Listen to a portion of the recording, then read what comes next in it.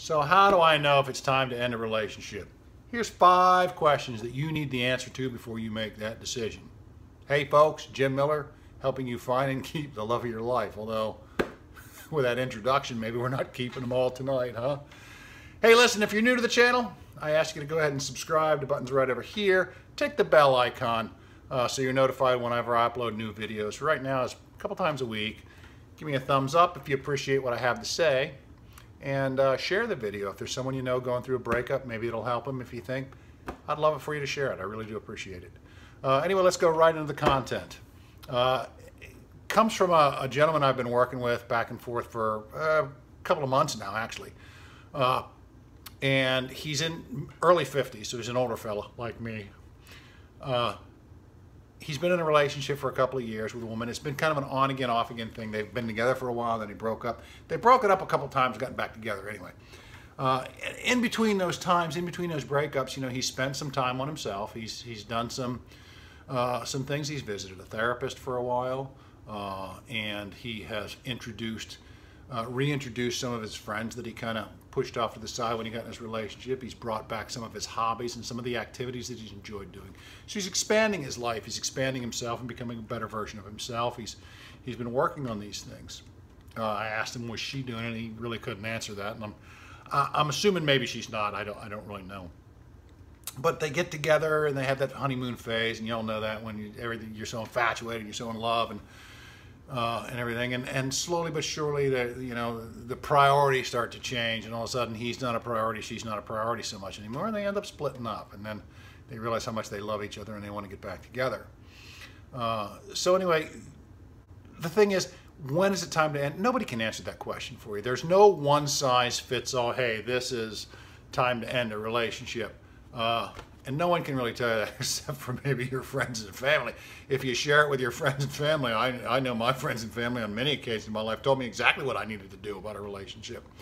And don't get me wrong, friends and family come from a position, they love you, they care about you, they want what's best for you, but you know, they're not you. And they don't always understand, they don't always feel that. So let's dive right into the questions. Question number 1, and you need to be brutally honest with these answers, brutally honest. Question number 1. Are your needs being met? You know, and if your needs are not being met, is it a consistent thing, or is it maybe just kind of a temporary thing? You know, people have temporary situations that pop up in their life, maybe a medical condition or a family condition or a occupational thing that's kind of causing some stress and some strain that maybe your partner's not meeting your needs, and you've probably had some experience like that where you're not meeting your partner's needs. And you know, a good relationship will work their way through these. But if it's not, if you have a temporary situation where your needs aren't being met, you know, you have to kind of play that by ear.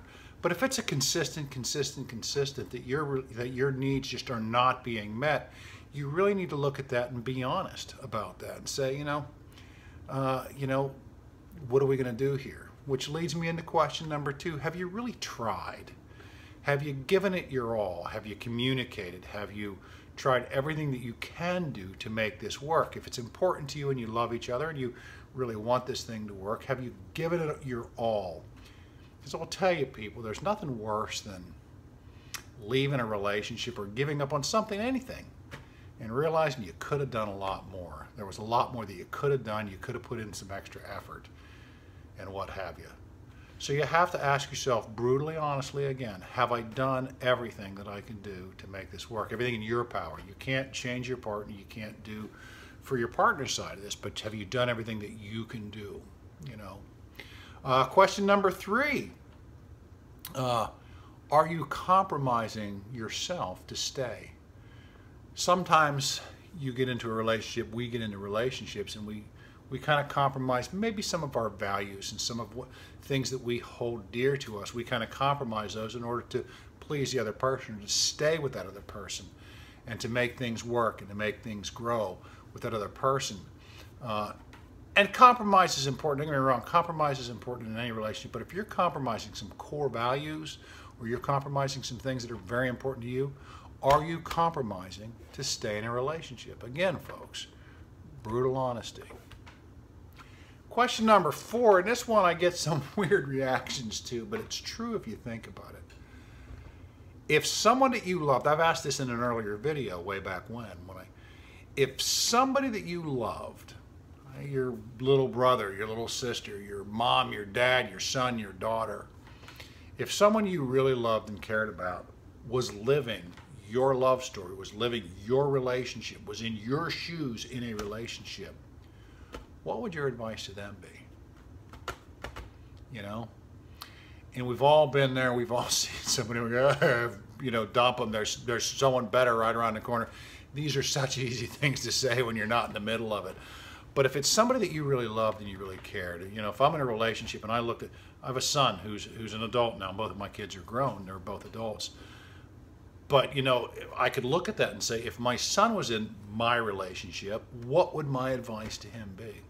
Would I tell him to hang in there, work on it, do this, do that, or would I tell him to get the hell out? You know, again, folks, brutal honesty on these questions. You have to be honest. You don't have to tell anybody your answers, but you've got to answer these questions for yourself. Question number 5. Do I see a real future, or am I just living in a fantasy? Am I in love with the idea of what I think could be there? Is there really a future here? Are we really working towards something? Or is this just a fantasy that one day we'll do this? One day things will be great. Once we get to X, then Y and Z will fall into place. These are incredibly important questions. And again, it's not a definitive answer. And it's not all the questions that are out there. There could be many other questions based on other factors, but these are 5 that are very important that you need to answer, and you need to answer them honestly. Again, those 5 questions: are my needs being met? Have I really tried and done everything that I could do?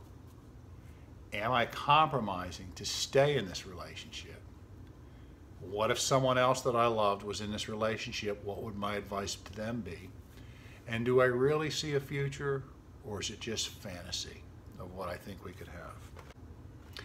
Anyway, folks, those are the 5 questions that I find to be most important if you're deciding on the future of a relationship. And you have any questions or comments, leave a comment in the section below. Something you want me to talk about, leave a comment down below.